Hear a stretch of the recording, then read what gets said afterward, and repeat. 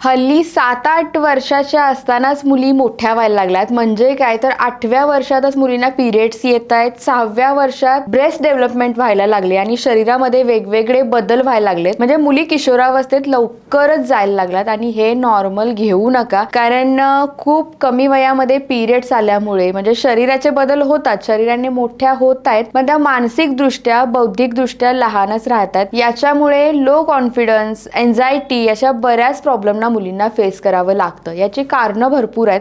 बदलती जीवनशैली असेल, ओबेसिटी असेल, वाढतं वजन असेल, हल्ली मुली खूप हेल्दी व्हायला लागल्यात, बाहेरचं खाणं असेल, cosmetic, hair product, skin care, या सगळ्यामुळे लहान वयातच मुली मोठ्या व्हायला लागल्यात. याला कॉमन न घेता, नॉर्मल न घेता एकदा डॉक्टरांचा सल्ला घ्या, वैद्यांचा सल्ला घ्या, त्यांची लाईफस्टाईल चेंज करा. हार्मोन्समध्ये जे काही बदल होतात या सगळ्या गोष्टीमुळे, त्या सगळ्या गोष्टीमध्ये चेंजेस करायला चालू करा आणि चांगले गुड हॅबिट्स त्यांना खरं तर द्यायला सुरुवात करा. मुलींमध्ये बदल होतील. हे मुलींच्या भविष्यासाठी खूप वाईट आहे, खूप चुकीचं आहे.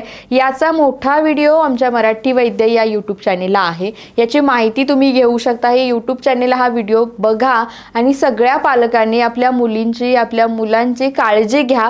गरज वाटल्यास खाली आमचा नंबर आहे, गरज वाटल्यास कॉल करा, एकदा सल्ला घ्या, मार्गदर्शन घ्या. अगदीच काही वाटल्यास ऑनलाईन कन्सल्टिंग सुद्धा मी करू शकते. कॉल करा, अधिक माहिती जाणून घ्या.